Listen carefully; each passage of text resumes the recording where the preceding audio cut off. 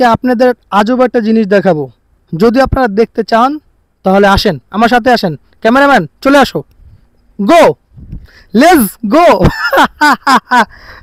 এই ভিউটা গাইস, ভিউটা যে এত সুন্দর, আপনারা ক্যামেরা দেখলে বুঝতে পারবেন, ভিডিওটা দেখলে অবশ্যই বুঝতে পারবেন যে ভিউটা কি সুন্দর। এটা হচ্ছে মোহাম্মদপুরে, ঠিক আছে। পার্কের ভিতরে যাব, দেখেন পার্কটা।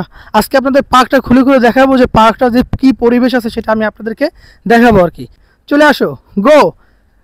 আসলে খুবই আমি এখানে আসার পরে আমি অনেক আনন্দিত। আমার ওয়াইফ তো আরও বেশি খুশি, কারণ ও সারাদিন বাসায় থাকে, ঠিক আছে। বাসায় থাকতে থাকতে বোরিং হয়ে যায়, এই জন্য ওকে নিয়ে চলে আসলাম একটু ঘোরার জন্য। যেই ওকে বলছি, আমার ওয়াইফকে যেই বলছি যে আজকে ঘুরতে যাব, ও কিন্তু মানে চার হাত পা লাফাইতেছে, মানে খুশিতে আর কি। কারণ সারাক্ষণ জানেন তো ভাই, ঘরের বউ যদি সারাক্ষণ বাইরে থাকে, মানে সরি ভিতরে থাকে, মানে রুমের ভিতরে কিংবা বাড়িতে, তাহলে কিন্তু কি হয়, মানে ওরা কিন্তু বোরিং হয়ে যায়, মানে একটা এক ধরনের রুগী হয়ে যায়। আর মাঝে মাঝে বউকে নিয়ে কি ঘুরতে বের হবেন, ঘুরতে বের হলে বউ অনেক খুশি হবে। তার জন্য আমি আজকে বউকে নিয়ে ঘুরতে বের হয়েছি। ওকে আসেন।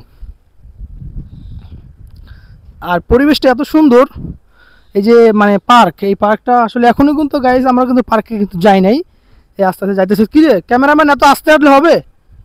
আমি হাঁটতেছি জোরে জোরে, তুমি আমি আমাকে ফলো করবা। তুমি আমি যে আমি আমার যদি হাঁটা স্পিড যদি স্পিড হয় তুমিও হাঁটবা, আমি যদি স্লো হয়ে যাই তুমিও স্লো হয়ে যাবা। এই পার্কের ভিতরে কিন্তু সন্ধ্যার পরে কিন্তু এই পার্কের ভিতরে আসা যায় না। এই সন্ধ্যার পরে যে পার্কের ভিতরে আসতে হলে কিন্তু অনেক অনেক মানে হতে হয়, মানে অনেক সমস্যায় পড়তে হয়। যেমন মনে করেন ছিনতাইকারী থাকে, ডাকাত থাকে, অনেক মানে 420 পোলাপান থাকে আর কি। সেই পোলাপানটার মধ্যে থাকার জন্য কিন্তু এই পার্কে ঝামেলা হয়। তাই এই পার্কটার ভিতরে আমি আপনার আজকে পার্কটা দেখাবো। ওই যে পার্কটার কাছে চলে আসছি,